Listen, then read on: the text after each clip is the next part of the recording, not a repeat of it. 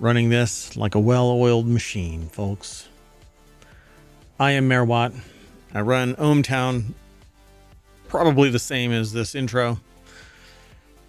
Welcome to WarCrafters, June 15th, 2025, Season 2, Episode 24. I am, again, MayorWatt. I run ohmTown along with the Sentient AI who isn't here today, and that's the reason why things are a little quirky today. At any rate, we're going to talk about 5 articles. A third-person medieval city builder, Burnben's Alien City, 12 games from Summer Game Fest 2025, Hollow Home, and Reach for VR.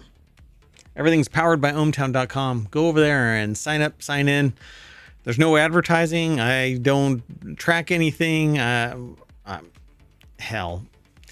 Go over there and check it all out. It's all news, no noise. I use it for my own individual news aggregation uses and for managing my information overload. I opened it up to the public.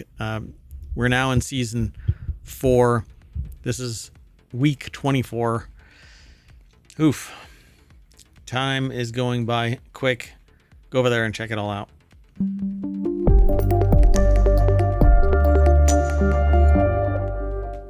All right, folks, the first article in WarCrafters, this is the intro page for WarCrafters. It's one of 50 channels that we have under 6 main categories. Go over and check it all out. That said, the first article is Medieval Dynasty fans should check out this third-person medieval city builder that just got a demo on Steam. There's a real appeal in a godlike top-down view as you become a sort of all-seeing invisible mayor in a city builder. Hey! But there's definitely something engaging about having your boots on the muddy ground as you carve a town out of the wilderness and fill it with citizens or denizens that you can look right in the eye. Noble Legacy is one of second variety, a medieval city builder where you play as a person in third person and not as a ghost mayor. You arrive in a tiny neglected little town with just a few grubby citizens, and then you mold it, shape it. In Noble Legacy, you build and manage a town while actually living in it.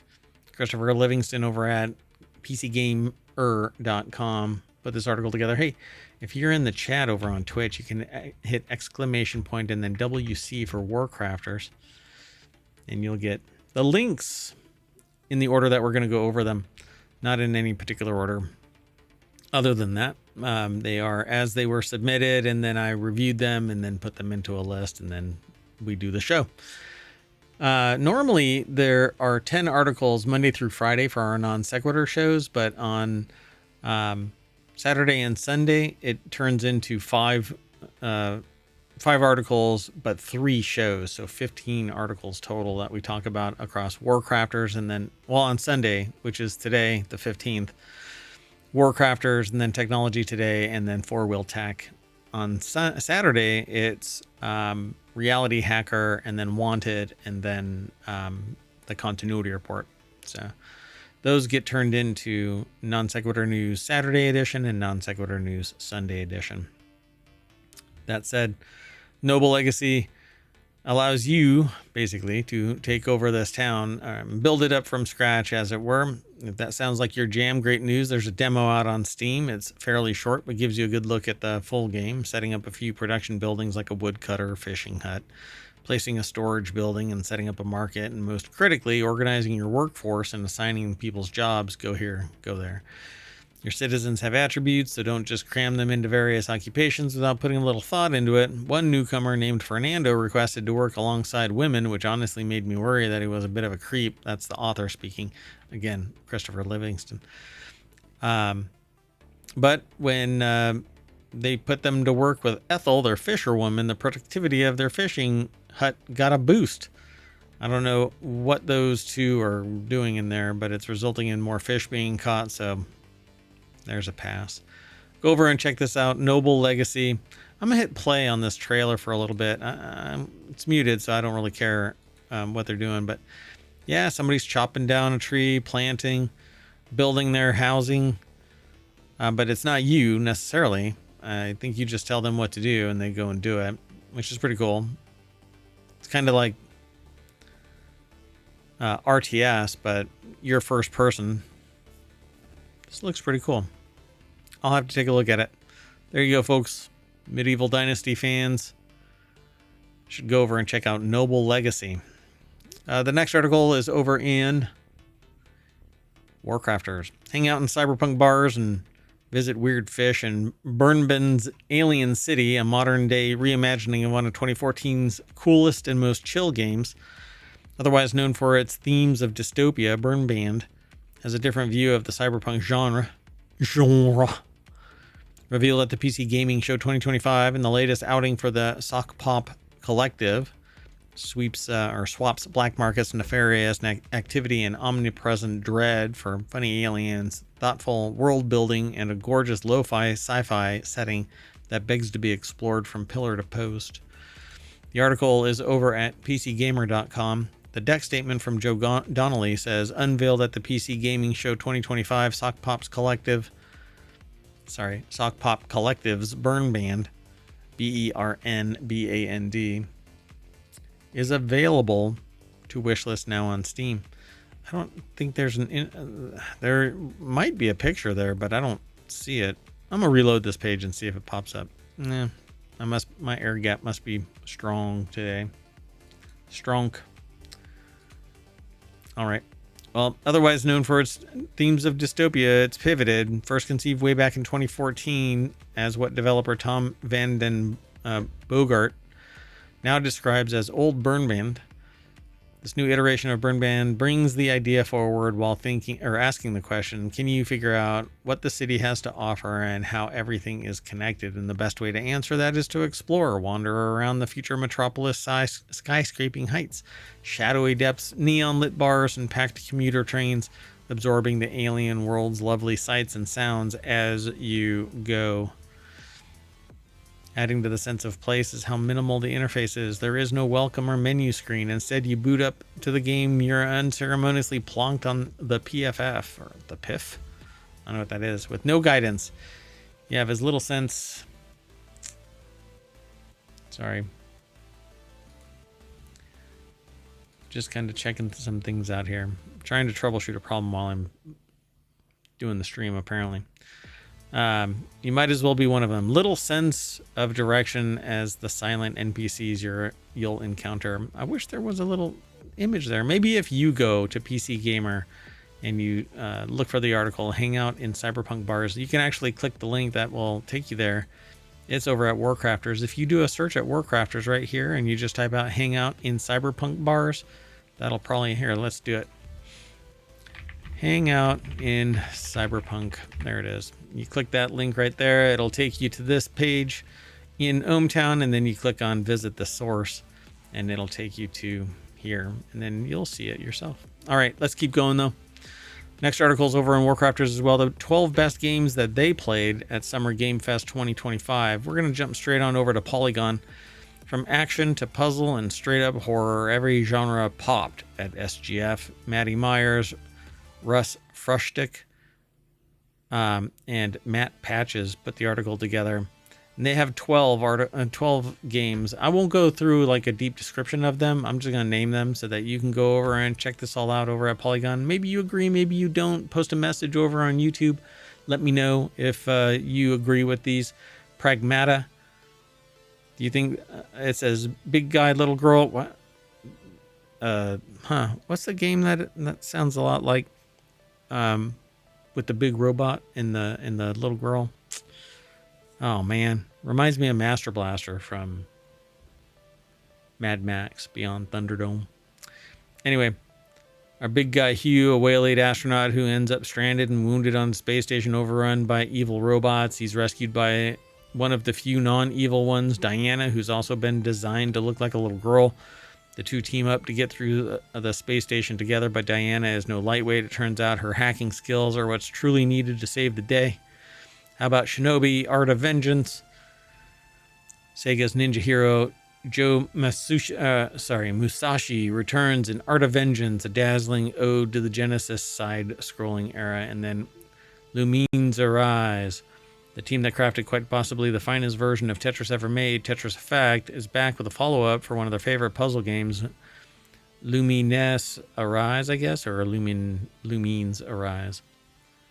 Uses the same general structure as the PSP launching Lumines, but tosses in modern trippy visuals. How about Possessors? For those of you who are, like the author of this article over at Polygon, wonder why there aren't more games set in demon-infested post-apocalyptic futurescapes. Good news, the folks at Heart Machine or Hyperlight Drifter creators agree, and they created an invasion by otherworldly forces that leave Luca with 2 crushed legs. The sly demon Rem arrives just before death to strike a deal. He'll heal her if she'll let him possess a space in her corporeal self. And with the snap of a finger, Luca is reborn with demon powers and ready to fight her way through the wreckage of the world she knew. It's a Metroidvania. Art is rife. This year's award for most psychedelic experience that had me screaming, "Oh my god, what the?" every few minutes has to go to Art is Rifle. Art is Rifle. Shadow Labyrinth, probably going to refer to Shadow Labyrinth as Grimdark Pac-Man, even after it gets released, because that's what it is, even if its forgettable title doesn't make that clear. Shadow Labyrinth. Infinitesimals. So Grounded 2 was not the only micro-sized adventure game on display at this year's Summer Game Fest. Players who enjoy running around as a tiny person need to check out Infinitesimals, which the folk at Qubit Studios have been toiling over in some shape or form for over a decade, beginning as a pet project for veteran game designer James McWilliams. And Neon Inferno looks like a side-scroller. Yep, actual of-the-era side-scrollers in the 1990s is what it looks like. Still, there are people out there making awe-inspiring new entries. The Zenovia Interactive's Neon Inferno looked like one of them, inspired by franchises like Contra and Metal Slug with a 32-bit cyberpunk art direction that completely over-delivers. Neon Inferno is a shooter bursting with action from the first second. And Soulmates. Overcooked but on a spaceship. I'll leave it at that. That's what they say here. Ambrosia Sky. Upcoming game, the title debut. Nascent indie studio Soft Rains. Probably going to be the only game that both revolves around a water gun mechanic and is designed to make a person cry. Ninja Gaiden 4. It's been a while since Ninja Gaiden players have had a new one, and now they've got 2 on the way. Ninja Gaiden Ragebound, a 2D throwback to the spirit of 8-bit Ninja Gaiden era, and Ninja Gaiden 4, which represents an unlikely studio team-up between Platinum Games and Team Ninja. Crysoul Theater of Idols. Blumhouse Games took over a corner of SGF to preview a few of their titles, including the extremely cheeky Bloody Farm sim horror mashup called Grave Seasons and Crizzle, the first game from the Madrid-based Vermilla Studios. The latter gave them the willies in a classic Doom, Quake, Hexen did back in the day. Crizzle says its first-person horror shooter was deeply inspired by the rush of playing BioShock, which brings me back to that first person with the robot girl and the big guy pseudo-protecting, and they're kind of flip-flopped. Anyway, BioShock back in the day, the vibe of the demo, a full Spanish design elements and sparse but haunting encounters. And that's all of them. Most of these are coming out sometime in 2025, it seems. Yay for us, game players. All right, we're going to keep on moving though. Hollow Home coming to Kickstarter soon. I don't know when this is actually going to kick off, but developer Twy Games announced that it will be running a Kickstarter crowdfunding campaign for its isometric narrative RPG, Hollow Home. Oh boy, Hollow Knight. Might want to stay away from it. Anyway, Hollow Home is inspired by titles such as Disco Elysium and the spring 2022 assault on the city of Mariupol. It's designed to the impact of war from the eyes of ordinary people caught up in it, and the game is a development for PC and console with a demo currently available on Steam. Oof, this one's gonna hit hard. Alex Fuller over at RP Gamer, sorry. Developer Twy Games announced that it'll be running that Kickstarter. You're going to control a 14-year-old resident, Maxim, with the game beginning on the eve of the invasion. Oof. Let's keep going. The next article is over in RealityHacker. Reach invites high-intensity VR action with open arms. Open arms. As I jump over buildings and quickly flinged to rooftops. Quickly flung myself to a rooftop? I don't know. Anyway, Reach made the author glad that they accrued VR legs in the past few years. They debut title by Dreams Elevation. Takes cues from existing mechanics and the studio's own institutional knowledge of space and turns them up to 11. Reach. It's over at uploadvr.com. Diego Nicolas Arguella put the article together. Has some neat graphics. I'm gonna like playing this, I think.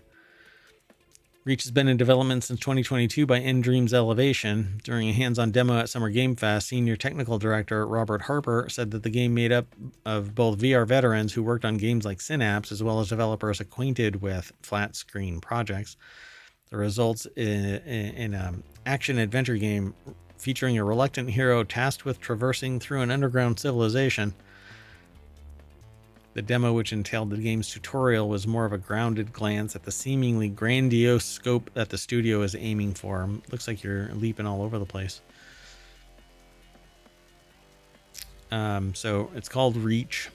Sorry for the big scroll there. Flinging was also hard to figure out. In essence, some platforming sequences in Reach ask you to hold onto a ledge, push your body back, and then quickly fling towards the other ledge or grappling point by throwing your hands in a quick motion.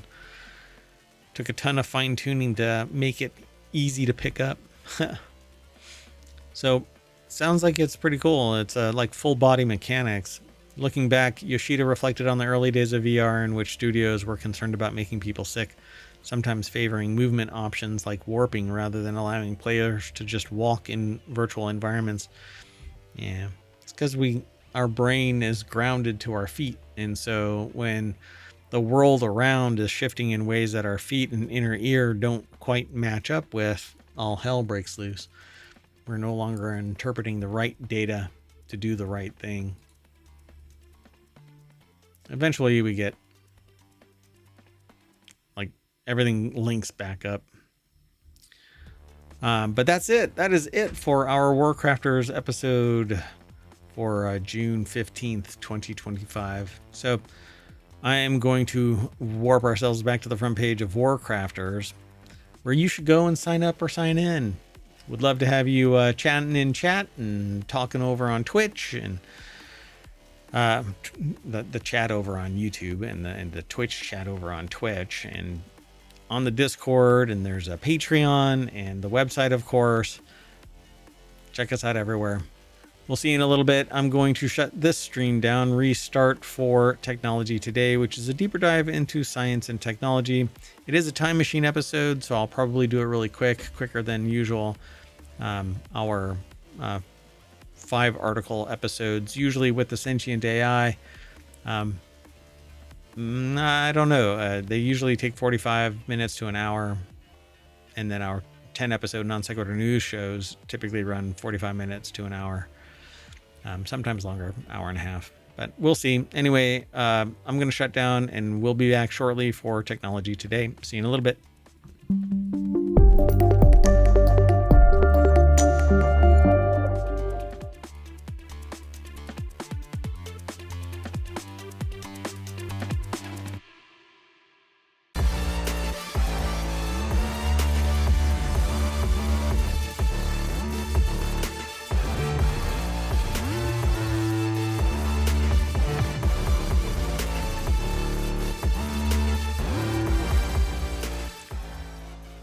Hello, everybody, and welcome to Technology Today for June 15th, 2025, Season 2, Episode 24.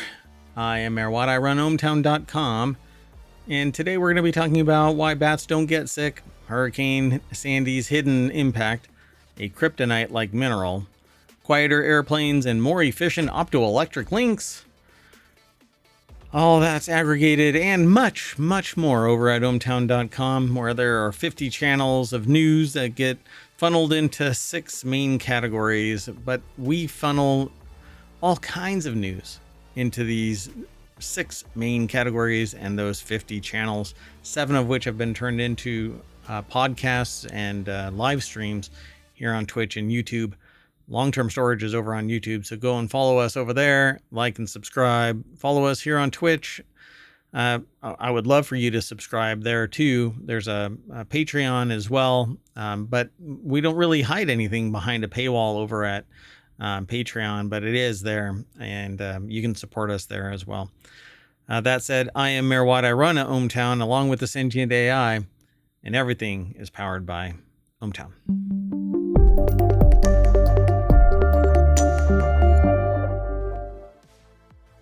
Okay, that was interesting. The music stopped right when I stopped. All right, let's get into it. So why don't bats get sick? They say cancer. So why don't bats get cancer? Researchers discover protections from genes and strong immune systems, but they're the carriers for stuff. So not necessarily cancer, but a research study to look at why long-lived bats don't get cancer has broken new ground with biological defenses that resist the disease. The article is over at phys.org. Stephanie Baum edited this, and Robert Egan reviewed it, but it's written by Leslie Orr, University of Rochester Medical Center. So, reporting in the journal Nature Communications, a University of Rochester research team has found that 4 common species of bats have superpowers, allowing them to live up to 35 years. So everybody has to more about, which is equal to about 180 human years without cancer. Vera Gorbanova, PhD, and Andrei Sulanov, PhD, members of the UR, a Department of Biology and Wilmot Cancer Institute, led the work. Their key discoveries about how bats prevent cancer include a gene called p53, a tumor suppressor that can shut down cancer, and mutations in p53 limiting its ability to act properly occur in about half of all human cancers. A species known as the little brown bat found in Rochester and upstate New York contained 2 copies of p53 and an elevated p53 activity compared to humans. They also have an enzyme, telomerase, is inherently active in bats, which allow their cells to proliferate indefinitely. This is an advantage in aging because it supports tissue regeneration. We slowly lose the end telomerase. If cells divide uncontrollably, though, the higher p53 activity in bats compensates and can remove cancerous cells that may arise. Bats have an extremely efficient immune system, knocking out multiple deadly pathogens. As humans age, the immune system slows, and people tend to get more inflammation in joints and other organs, but bats are good at controlling inflammation too. They say this intricate system allows them to stave off viruses and age-related diseases. So how does bat research apply to humans? Cancer is a multi-stage process and requires many hits at normal cells transform into malignant cells. Thus, the longer a person or animal lives, the more likely cell mutations occur in combinations with external factors to promote cancer. But you never freaking know. You never know. I mean, if it was age dependent, then children wouldn't get cancer, but they do. And if it was age dependent, then there would be everybody that is elderly above 70 would have cancer, and that's not the case. So safely increasing the telomerase enzyme might also be a way to apply their findings to humans with cancer, Solanov added, but that's not part of the current study. But they are already targeting the p53 activity, as several anti-cancer drugs already do. So Gorbanova is the Doris Johns Cherry Professor of Biology and Medicine and leads the Rochester Aging Research Center at UR Medical Center. Let's keep going. The next article is over in Mobile. Oh, and if you're in the chat over on Twitch, the Twitches, as the kids say, You can hit !TT and Showbot, it's not Showbot, it's ohmTown, will spit out the articles in the order that we're going over them. So Hurricane Sandy may have altered unborn babies' brains, according to this research, pushing their findings in PLS1. A team of researchers led by neuropsychologist Donato Delgenis at Queen's College wanted to know what happens. And that new study suggests that a storm's impact actually went deeper than just carving a path of destruction through the Caribbean. And when it was done, it left behind 250 dead people and billions of dollars in damage. But it left a psychological scar on the brains of unborn babies still in the womb along the hurricane's path. Not sure how that actually plays out, but let's see. Louis Prado over at Vice.com put the article together. The team scanned the brains of 34 New York City-born 8-year-olds. 11 of these kids were in utero when Sandy hit, knocking out power, flooding homes, and turning entire neighborhoods into disaster zones, and the rest were prenatal, either before or after the storm. The unborn kids that were in the womb when Sandy hit showed significantly enlarged regions of the brain that help regulate emotion, help developing kids learn how to move and deal with habit formation. And they also found that the fetus, if the fetus experienced extreme heat, as defined by days hotter than 95 degrees Fahrenheit, the effects of the exposure to Hurricane Sandy were amplified. This led to a double whammy of kids having a larger left palladium and a smaller left nucleus accumbens, parts of the brain tied to motivation and action. The hurricane didn't affect the physical world, but it might have impacted the still developing brains of unborn children. It did affect the physical world, though.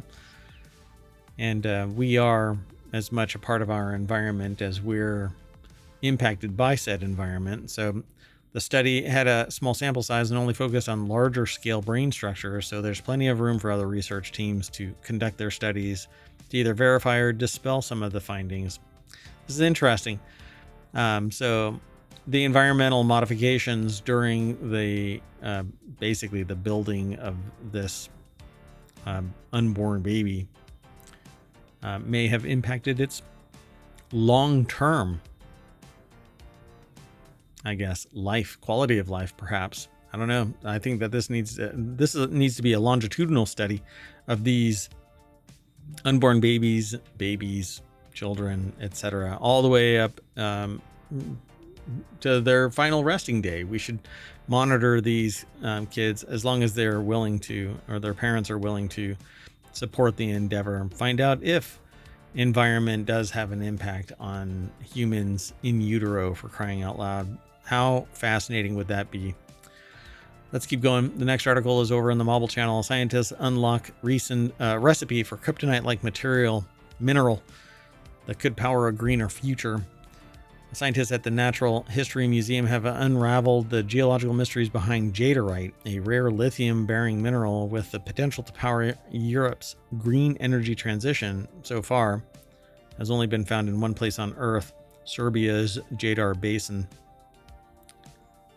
Interesting. Lisa Locke, Robert Egan reviewed and edited this by the Natural History Museum. It's over at phys.org.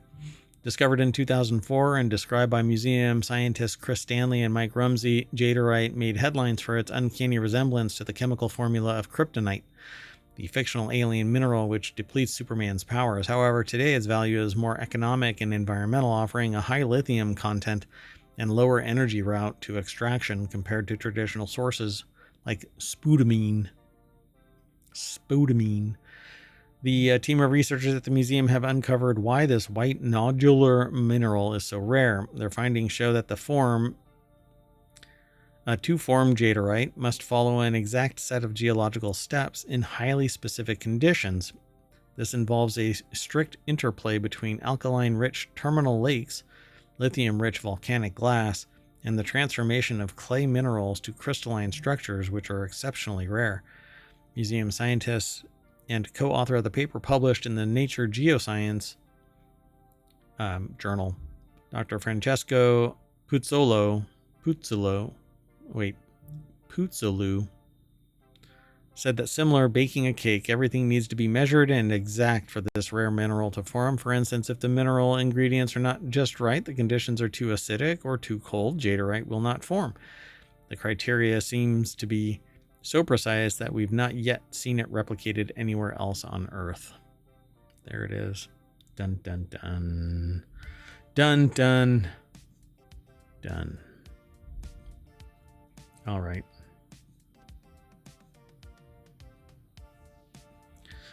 Let's keep going. The next article is over in Technology Today. Choir singers help researchers design quieter planes. As the beautiful harmonies of the Century Singers echo through the hallway, dozens of microphones pick up sounds of their voices while software tracks each note. This may not sound like a typical aerospace engineering experiment, but the research may prove commercial or military airplane improvements. So the article is over at techexplore.com. Robert Egan edited the video or the article. Alyssa Scheschinger, over at Texas A&M University put the article together. Yeah, so led by Darren Hartle, Dr. Darren Hartle, an associate professor of aerospace engineering and aerospace engineering PhD student Kevin Lieb. The multidisciplinary experiment aims to further develop a unique instrument built by Lieb, senior design science students, and other graduate students that can detect where a sound is coming from, allowing researchers to quote-unquote see sound. Previous tests of the acoustic imaging instrument used an airplane wing in a wind tunnel to track single sounds and noises. The sounds from the previous tests could be boring, so we decided to test the instrument in a more right-brained way. Hartle and Lieb decided to call upon a small subset of Century Singers, a 100-member concert choir of men and women, and the second oldest choral ensemble at Texas A&M University, and the students sang in front of the instrument, allowing their voices to be seen. This experiment allowed us to explore more of the instrument's capabilities. It probably is just a... Anyway, I'm not going to worry about it. I always seem to suss out how this stuff is done when I hear about it. So with techniques like this, we're able to look at a plane and not just ask, is it loud, but why is it loud? Lieb said we can address where the sound is coming from and what we can do about it, which makes this a really cool diagnostic technique. Quieter planes are important for a variety of reasons, from comfort to basically the environment to military operations. So if you've ever flown, you may notice that you take off and then all of a sudden it feels like the thrust falls off because once you're in the air, that's noise control regulation. No, but okay. Pilots have to cut back so the planes don't expose neighborhoods too loud of sound. Anything we can do to reduce aircraft noise is good. It's probably because they cut back on acceleration, because once they're in the air, they can rely on the updraft of the wings, not the jet engines themselves so much, because they're actually trying to break free from gravity, get out of air compaction and use the lift from the bottom of the wing. Anyway, so the experiment gives an insight into sound that we don't usually think about when we sing. We mostly listen to each other, make corrections, and looking at the science of sound using these sensors give us additional insight about our voices and ways we can improve. All right. The next article, and the last one for today's Technology Today, is over in Technology Today. High-speed DAC paves way for faster and more efficient optical and electrical links and data centers. At the 2025 Symposium on VLSI Technology and Circuits, IMEC, a research and innovation hub in nanoelectronics and digital technologies, and ID Lab, an IMEC research group at Ghent University and University of Antwerp, Belgium, announced a significant breakthrough in high-speed digital to analog conversion. So Sadie Harley and Robert Egan edited and reviewed this article by IMEC. So essentially what they're saying here is a new 7-book, 150, what is it? Hold on. I haven't even seen that. If I have seen it, I've forgotten what it is. Hold on. GSA.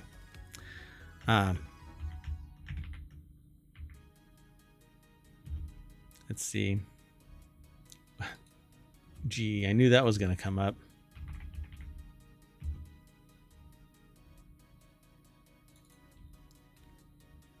Yeah, I need to look up this little bit of information.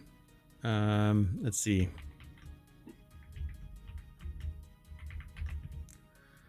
So what is that? Gigasamples per second. Oh, I should have known that. Duh.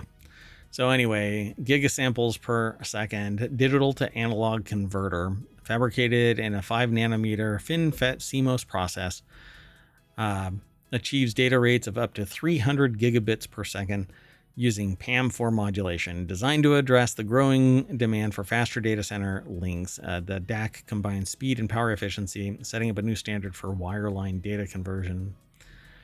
So, you need more volume. You basically need power efficiency. You need to increase power or increase the efficiency of the digital and to analog and analog to digital conversion. So you need to basically be ultra efficient and not have to worry about error correction. Ultra fast ADCs and DACs are therefore essential to ensure data flow in next generation wireline systems. Conventional architectures often fall short, resulting in signal degradation and power inefficiencies. Da-dun. So they've come up with a DAC that addresses the challenges by achieving a high-speed 150 gigasample per second sample rate, capable of generating data rates of up to 300 gigabits. Bits. Little b is bits, big B is bytes. So there's 8 bits in a byte. Using PAM4. With increasing data rates, PAM4 has emerged as the preferred modulation scheme in data centers, enabling faster data transfer without requiring more bandwidth. All right, folks. Well, I'm going to digitally convert myself to analog by moving us back to the Technology Today front page and saying I'm going to take a break for a second. And then I'll be back to do FourWheelTech real quick and then try to get Non Sequitur news done tonight as well. But we'll see. I need to do some mayoral activities here in a minute. So I'll see you and we'll be right back. Bye-bye.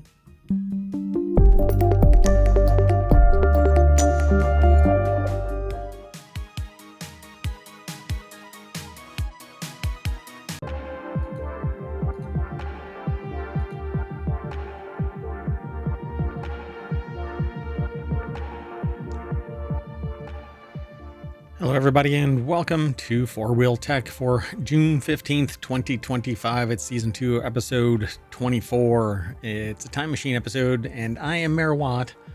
I run ohmTown, and along with the Sentient AI from the future, we normally talk about 5 articles, but it's just me today.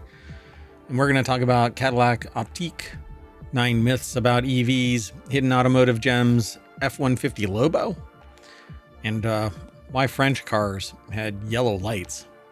Everything's powered by ohmTown.com. Go over and sign up, sign in. There's no advertising. There's no spam emails or texts or anything that come out of ohmTown. So if anything is contacting you, it's probably because you requested a password reset or something like that. Go over there, check it all out. There's no noise, just news. And all the news is getting aggregated into 6 categories, 50 channels, as you can see there. See all of those? And then we talk about some of it here on FourWheelTech. Prior to this was Technology Today, and then before that was WarCrafters, and on Saturday is RealityHacker, and then Wanted, and then the Continuity Report, and then Monday through Friday is Non Sequitur News, where we talk about 10 articles across all of ohmTown. Whole bunch of news, all of it powered by ohmTown.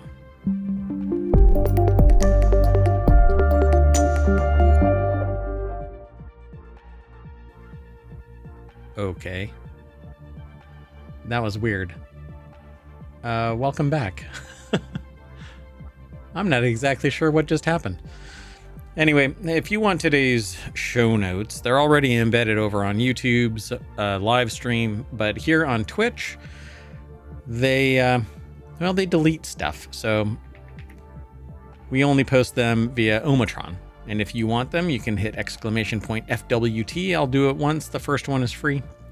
ohmTown spits out the articles in the order that we're going over them. It's not like a top 5 or anything like that. It's just 5 interesting articles that people have submitted, or I have selected, or the Sentient AI from the future has submitted. So let's get into the first one. By the way, this is the front page of ohmTown, but this is the one for FourWheelTech. We're actually going to be creating, or I should say, I'm creating a new logo for each of the different channels. This one just happens to be a lug wrench. If you want to go on and head over to ohmTown.com and then just search for FourWheelTech, you'll find it. Go check it out. That said, first article is about the Cadillac Optique V, or 5.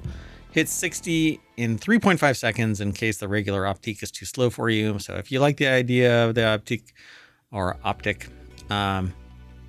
but wish it had more power, there's finally an option for you, the 2026 Cadillac Optique 5. So Colin Woodard over at jalopnik.com put the article together.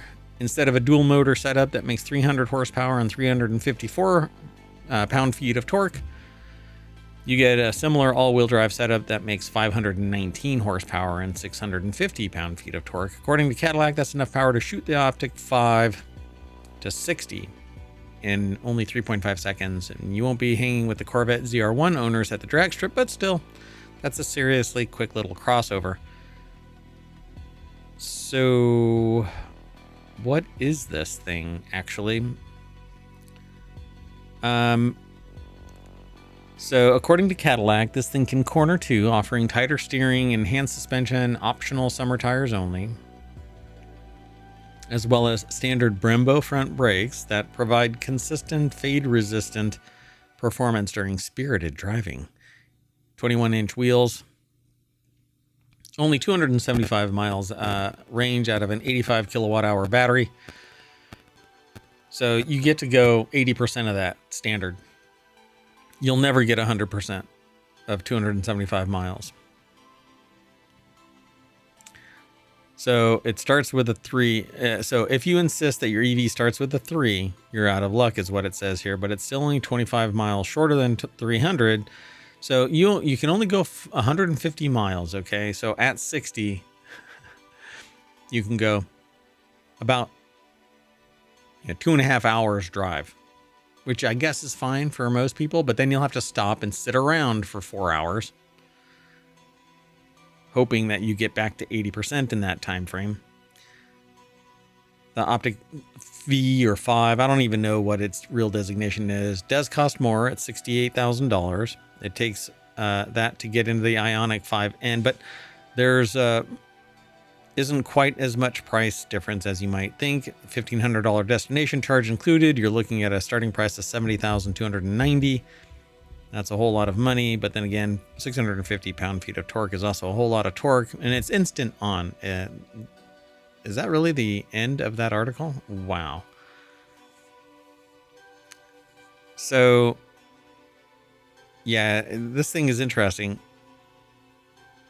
The Optique 5, it says, does cost more than the $68,000 to get into the Ioniq 5N, which is the sportier, faster version of the Ioniq 5. So only $70,000, but interesting. It is a crossover, but it looks more closer to an SUV in its shape than a crossover, but it must be just a little bit less than that in its height. Yeah, I don't know. I'm still never going to get into a 275, even 300. If you're going to tempt somebody to get an EV, get an EREV, extended range EV, that has a little gas motor, gas engine. So engines are gas, motors are electric. So gas engine. And that is what you'll want. You'll want an EREV because you can get 600 plus miles out of a tank. So, and it charges itself. So you don't have to worry about having to sit around for 4 hours waiting for it to charge, although you can charge it as well. Anyway, let's keep on going. And I was really curious about this when it was submitted. 9 myths about electric vehicles have taken hold. A new study shows how many people fall for them. More people believe misinformation about electric vehicles than disagree with it, and even EV owners tend to believe the myths. Our new research shows. So let's find out what these myths are. Gabby Clark and Andrew Zenin put the article together via editing and review, but it was written by Christian Breder, Matthew Hornsey, and Samuel Pearson from The Conversation, which is like an extended wing, it seems, of techexplore.com. So they investigated the prevalence of misinformation about EVs in 4 countries: Australia, the US, Germany, Austria. Unfortunately, we found substantial agreement with misinformation across all of the countries.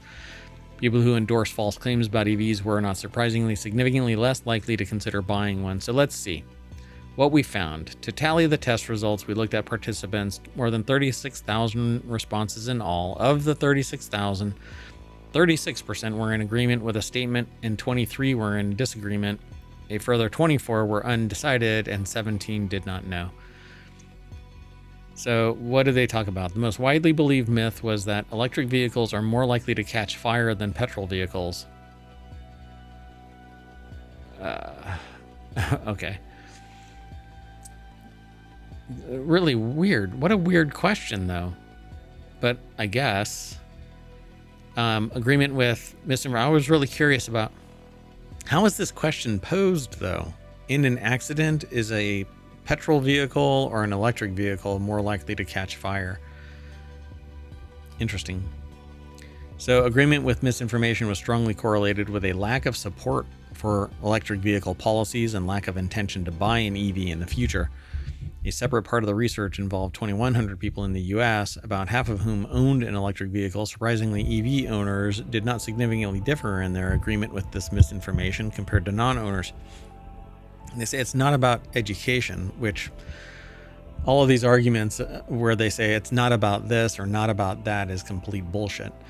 The strongest predictor was people who scored highly on conspiracy mentality. In other words, they believed conspiracies were common in society. They saw the world through a lens of corruption and secret agendas and distrusted institutions. Correlation is probably not causation. I'm sorry, I don't agree with this. I just don't buy into that. I think it is about education, because if you refer enough factual information that's reinforced by strong provenance of the information, nobody's going to believe that an EV is more likely to catch fire in an accident.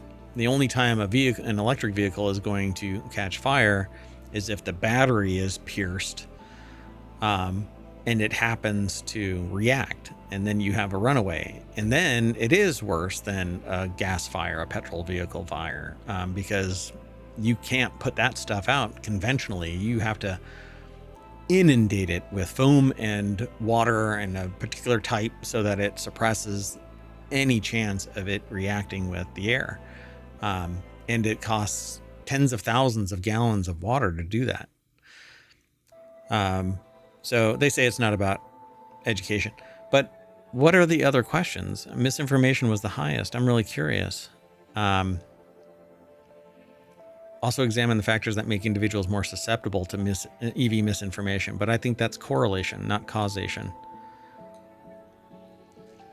A person's scientific knowledge or level of education was not a predictor. These findings align with previous research and suggest that pervasive endorsement of misinformation stems from distrust in institutions and expertise rather than from a lack of education. But then they tested whether misinformation could be reduced with 2 interventions among a different sample of US participants. And one of the group was asked to converse with ChatGPT about their views on EV misinformation. The second was asked to read a traditional EV fact sheet from the US Department of Energy. And on a third control group, no intervention was tested. Those who interacted with ChatGPT or the fact sheet before they surveyed showed significantly lower endorsement of EV misinformation compared to the control group. This persisted at follow-up sessions 10 days after the survey. ChatGPT did not produce any misinformation about EVs, and the results build upon existing research demonstrating ChatGPT's potential to reduce endorsement of conspiracy theories.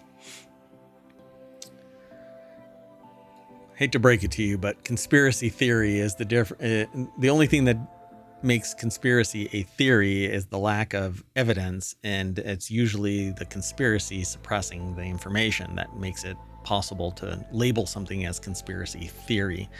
I think it's an inflammatory term, particularly in an academic, in a science-based article. Yeah, it's kind of interesting,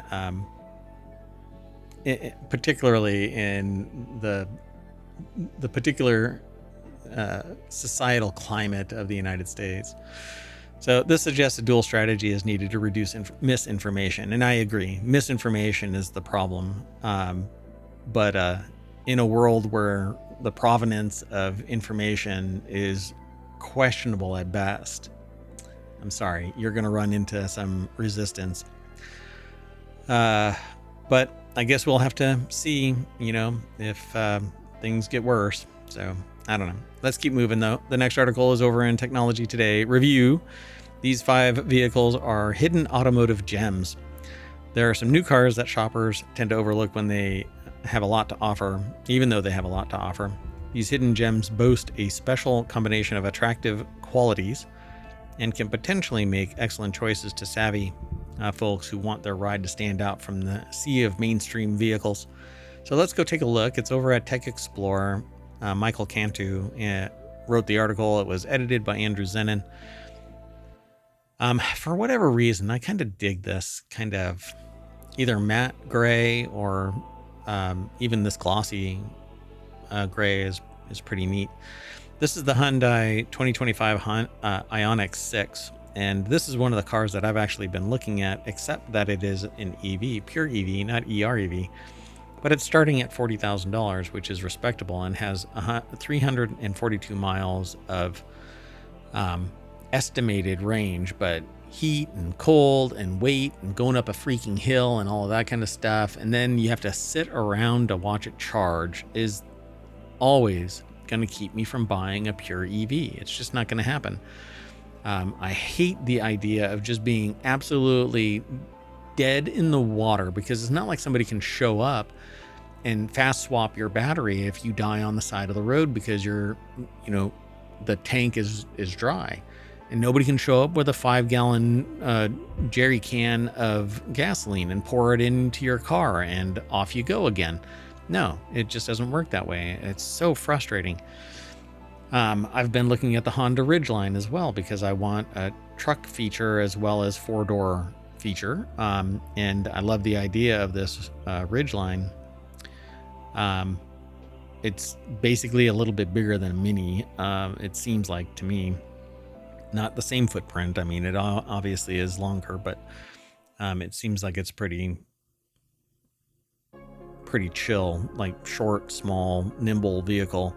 Ridgeline's towing capacity is certainly good enough for most uses, such as pulling a small camper trailer or a toy hauler.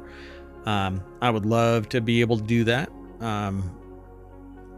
It also has clever features like a lockable in-bed trunk and a tailgate that folds down or swings to the side. And it's a bed that's large enough for a 4-foot wide sheet without resting them on the wheel wells, which is awesome, because then you have to build a platform. Otherwise, no matter what you do, it ends up bowing. It's a big pain in the butt. Anyway, so I'm going to look at the Ridgeline again, because I either get an EREV or I get something that is even more utilitarian than the vehicle that I have right now. And I don't have a Honda Ridgeline, so I want a truck of some sort, but I want it with 4 doors, and I don't want it to be a massive F-150, and I don't want to go into debt to own another vehicle. This is crazy. And I would love to be able to tow a small trailer. All right, so it has a starting price of $42,000, roughly. Depends on where you are, really. Mitsubishi Outlander PHEV. Pardon me. 3rd row folded down. The Outlander offers a lot of cargo space. The pure electric range is 38 miles. When the battery runs low, you'll get a respectable 26 miles combined. If you charge regularly, trips to the gas station will be rare thanks to the Outlander's lengthy 38 mile. I think it's longer than that. hold on a second. Let me make sure that this thing is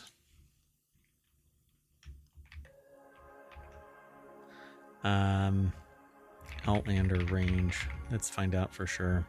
Yeah, 420 miles of combined range, all electric range of 38 miles on a full charge. So in hybrid mode, it has a combined 64 miles per gallon. So it's actually 420 miles. So this is weird. They kind of derped that number.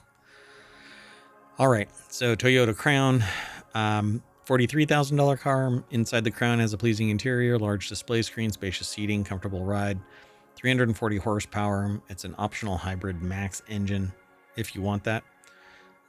It's a hybrid. Base engine is a fuel sipper that gets an EPA 41 miles per gallon. Pretty cool. Yeah, I like that. Genesis, although it's $42,000. So if you want a Toyota Crown, this is a Genesis G90 up here in this picture. Let me see. Yeah, that right there is the Toyota 2025 Crown. I've never seen that. Not in the US at least. Then the Genesis G90 has everything you want in a large, lavish sedan except for brand cachet. Genesis is still relatively new, although, I don't know. People are kind of digging the Genesis and equating it to a more luxury type vehicle. It starts at $91,000, so it better be. The top-end 3.5T E supercharger version doesn't offer any optional features because it comes equipped with many features, including many that usually cost thousands more than they would on a luxury rival. The most notable front and rear massaging seats, 26-speaker Bang & Olufsen audio system, a massive package of advanced driver aids.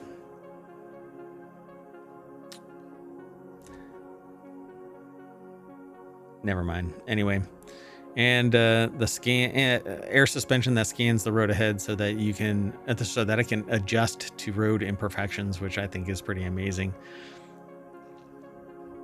All right, let's keep going. The next vehicle or the next article is exactly what I was talking about. FourWheelTech 2025 Ford F-150 Lobo has aggressive looks and lower rear suspension, but no extra power from its 5-liter V8. Hot on the heels of the badass Maverick, Lobo compact street truck, Ford announced the 2025 F-150 Lobo, which is mainly an appearance package. So let's take a look at it. I don't know. That just looks boring to me. Standard kind of truck to me. It looks like a work truck to me. But anyway, didn't gain any additional power. So opting for the Lobo package will add $5,000 to the price of the STX trim F-150. So the cheapest 2025 F-150 Lobo you can buy starts at $60,000, including a $2,200 destination and delivery charge. Considering the equipment included in that price, most of which are extra cost options on the STX trim F-150s, is not a bad deal, so long as dealers don't mark up prices. Okay, greedy bastards. And they say that it's just the start package.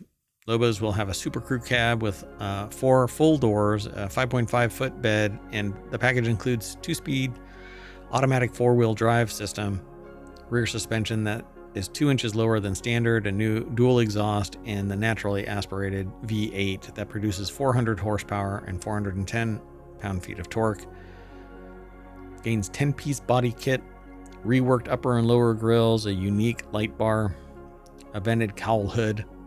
Today I was driving and there was a procession that cut through traffic in a massive intersection, and they had no designation that they were a procession, and people were pissed, including me. I had no idea that it was a procession until I passed the first half of the procession, because there were no designations on there. This is kind of a non sequitur news segment, but it was just weird. There were no designations on this thing, and the reason why I thought of it is because of all of this modification to the vehicle. You'd think that somebody would put a flag up on it, but no, nobody did. It was weird. I don't know. Anyway, F-150 Lobos will be available in 5 paint colors: agate black metallic, Atlas blue metallic, carbonized gray, Oxford white, rapid red, metallic tinted clear coat. And it's just the start, they say. I don't know if these two pictures, one is the Ranger and one is the, yeah, I think that's the Ranger, and that's the F-150 Lobo. Unless that is not a F-150. No way. Anyway. So there you go, folks. And let's move on to the last article. This last article is over in FourWheelTech as well. The reason French cars had yellow headlights for decades. The article is over at Jalopnik, Brad Brunel. Did I say the last name? Logan K. Carter put the article together for that last Jalopnik article about the F-150 Lobo. But this article, the reason French cars had yellow headlights for decades, is by Brad Brunel over at jalopnik.com. So for the years 1937 and 1993, the French government required all cars sold in the country to have selective yellow lights for all forward-facing roadway illumination. With borders touching 9 other European nations, a handful of significant automakers based within its borders, and a driving population numbering in the tens of millions, France has historically had a lot of influence on the driving world. Millions of cars were affected by this rule from the French, but why was it instituted in the first place? Well, according to France, the reasoning for yellow lights was to reduce glare and eyeball fatigue in night driving conditions. While many municipalities were more focused on increasing visibility for a lone driver, France wanted to make sure oncoming traffic didn't get dazzled by brighter lights and glare.